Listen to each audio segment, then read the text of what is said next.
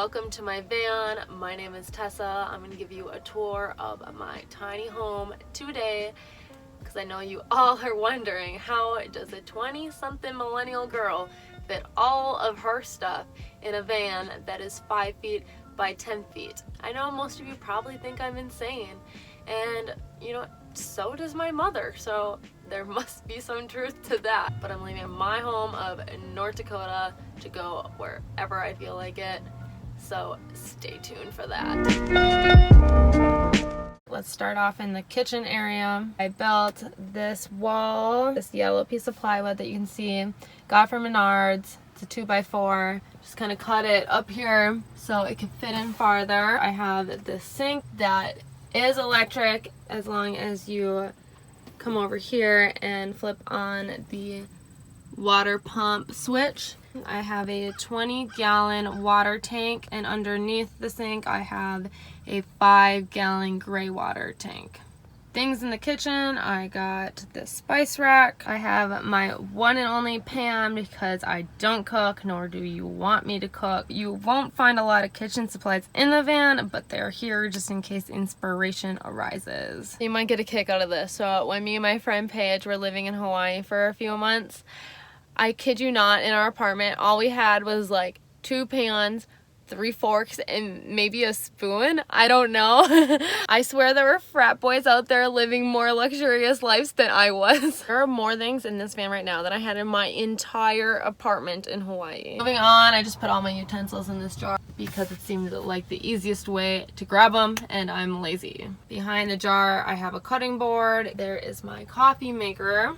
The only thing that I'm probably not willing to give up just because I live in a van is my coffee. And not just because I'm already a full-blown addict and I will be a raging nightmare if I don't have it, because the headaches are real, but because I absolutely enjoy it. I bought this pour-over coffee maker, which is a little less convenient, but if I had a real coffee maker, it would drain my solar. So I'll take the time to make better quality coffee now. Keep moving on from this area, and up here you kind of have all the essentials. I have my trash can. There's this, that's a picnic table, and it folds out to have 4 chairs so you can eat outside. There's the stove, and then underneath this is the fridge. Usually I just throw a blanket over it because I don't like the color red, and it's all about the aesthetics. Underneath the sink, you have these doors that just click in with the magnet so they don't open up while you're driving.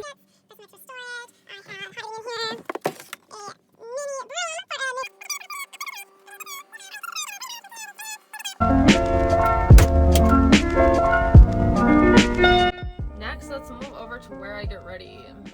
Just because I live in a van absolutely does not mean that I need to look like I live in a van. To me, this full-length mirror is absolutely necessary so I don't look like a hobo. What I got going on here, I just got a suction cup. I honestly don't know what you call these, a suction cup thingy that holds my toothbrushes, bamboo. Try to be environmental friendly the most that I can. Down here I got for dirty clothes. Just have my makeup right over here. And then I got this thing online that holds some of my daily uses. On a real note though, I'm not really sure how much I'm loving on the yellow. So let me know if you think I should paint it black or if I should keep it yellow. If you were to move behind these walls, I don't think you're gonna be able to see it very well. I'll take a picture, put it in the video, that I have 2 hooks on this side, on the back, that hang up jackets. And in between this space and the driver's seat, there's about like a foot or so space where I store my shoes, right in between that nook. Same goes for this one. Doesn't have coat hangers, but it has some shoes and my yoga mat. Keep scooting over. This is what I sit on so I can get ready, or you could do work on here. You could watch TV, you could eat. The options are limitless. I got this pillow so it is more comfortable. And you keep going down. This box does actually open. Holds things like my gym bag, my shower bag, my beach bag, my hiking bag. It holds lots of things. Then if we do a 180, you will see this is where my solar panel is, so you know how much voltage you have. This does open, barely. Got some more things stored way in there. And then way back, you have your panel and inverter. Up on top, this white thing used to be for air conditioning. I do not have air conditioning in this van back here because you do not live in luxury here. I just prefer to suffer. Then I have my Himalayan lamp and some crystals. But on a real note, tell me how pretty this crystal is.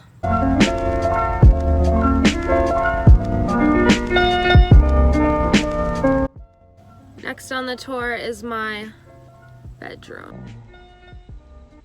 I'm sure a lot of you are wondering if I can fit on this bed horizontally, and the answer is so yes, I can fit on this bed pretty comfortably, but I'm only 5'5". If you're not 5'5", if you're 6 feet tall, you obviously are not going to fit as comfortably on the bed as I do. If you are not 5'5", you shouldn't get this van because you will not fit. You will have to convert into a diagonal sleeper. You will have to curl up in a ball. You will have to cry yourself to sleep because you have aching leg problems. Do not put your bed this way if you are looking into a van if you are tall.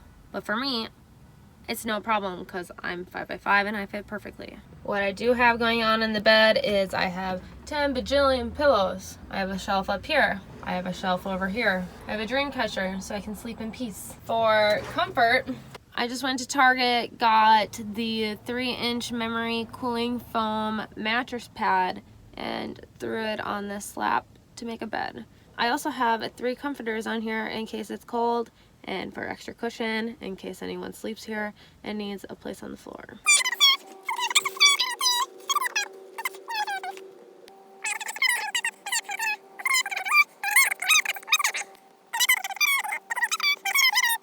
Moving on, above the bed you can see this vent. It will pull air in and it will pull air out, which is convenient because it keeps you cool at night. I don't have electricity, but I do have these buttons that bring light into the van. There's one here, and then there's one right there. I have string lights for more lighting. These are more of the mood setting lights that just string across. This next part of the tour is for all my girls, and this is where I keep all my clothes. It is very inconvenient to get your clothes, but I live in a van, so this is kind of what I signed up for. Not everything's convenient, but it's all worth it. A little backstory about my clothes. I said I could only have 50 items in the van because it is a van. There's not a lot of room, and honestly, you don't need all those clothes. So I only have 50 articles of clothing, and they're all under here, and this is how you get to it.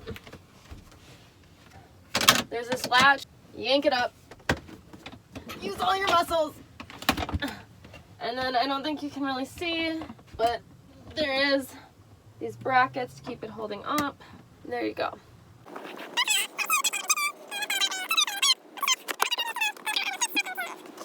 How many of you can say that you only have 50 articles of clothing and you're okay with it?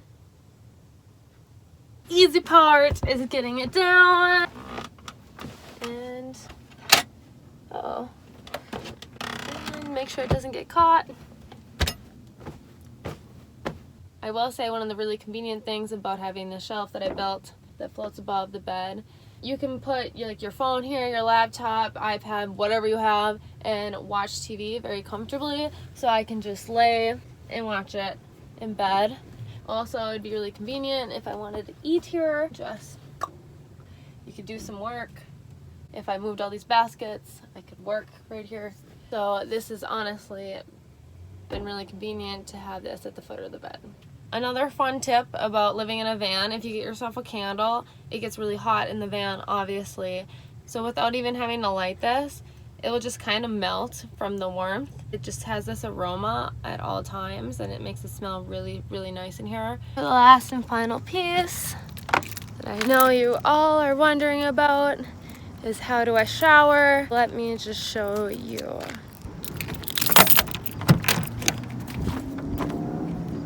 How I fill up my water system. I do have a 20-gallon water tank, and this little hole just as if water shoots out, you know the tank is full.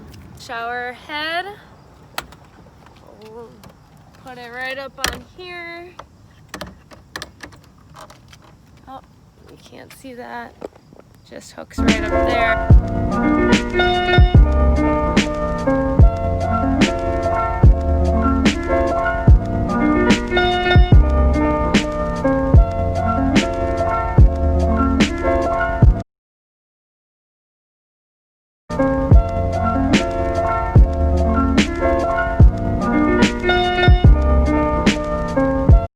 I told you guys on Instagram that you could ask me some questions and I would try to answer them. I made a list on my laptop so I wouldn't forget the questions. Kind of stuck with the most generic ones for this video. If you want me to make another video of more like less generic questions, I'd be more than happy to. But let's just get started. Question number 1, what kind of van do you have? I have a Dodge Ram 1999 2500. Question number 2, how many miles were on the van when you bought it? There were 60,000 miles on the van when I bought it. Question 3, gas mileage. Gas mileage for the car is about 18 miles per gallon. Not the most eco-friendly, not as gas efficient as I was hoping, but I like the van overall, and you can always make it cheaper by staying in one spot for a longer time. Question number 4. Question number 5, did you convert the van yourself? No, I did not convert the van myself. I would love to say that I did, but I just do not have the skills to do all of this myself. The only things that I did were build this shelf right here, and I honestly didn't even do it. My dad did this shelf here and this shelf here. My mom made these curtains that you can see all around the van. The underbed storage here. I put in some brackets to hold up the shelf because honestly it is very annoying to try to hold up the bed while you're rummaging through. Oh, and then these plywood pieces that you saw in the van earlier that has some of the kitchen and my mirror stuff on there, I also made those. Question number 6. Where are you going? Somewhere beautiful. Question number 7. How do you afford to travel so much? Honestly, this is a very fully loaded question for me. This is probably one of the most frequently asked questions that I have gotten in the past couple of years. I've always been a person that travels the world. I do this all while like being in school, not having like your traditional 9-to-5 job. Everyone always asks, how do you afford this? Because they have 9-to-5 jobs and they don't understand how I'm doing it. It all comes down to like one main principle. What are your priorities? My priorities are the experiences of traveling. Therefore, I take the necessary steps in order to make sure I can travel. I am very minimalistic. I watch what I spend. I don't go out drinking every night. I choose to bartend because well, one, I like it and it's very flexible. Another nice thing about bartending, serving, is that you're kind of in charge of how much you make. I know there are circumstances, trust me, I know, where you put in all the effort, you are the nicest human you can be, and you still get the payout that you deserve. Like 90% of the time, if you really put in the work, then your salary will show when it comes to bartending. You're just kind of in control of how much you make. I could ramble on for probably like a half hour. I could write a whole entire book about the steps that I take to like save money, how I travel, what I do. So let's just leave it at that. Question number 9, can I stand in the van? Let me just kind of put this in perspective for you. I can touch here, I can touch right here. No, I cannot stand in the van. However, that doesn't bother me. You're usually just kind of outside doing things. You are in the van, it's usually because you want to bum around, so you're more than likely in the bed, laying down, or driving. Question number 10. Are you worried about people knowing you live in a van? This question can be taken one of 2 ways, and I'm going to answer both. Are you worried about people knowing you live in a van? I'm going to say, breaking in wise, no. I don't have anything that valuable in here. I do have a safe, and if someone were to be breaking in to, you know, because I'm in here, I always have my keys right by my bedside. I have this chute where you can go straight to the driver's seat, turn your van on, and drive away.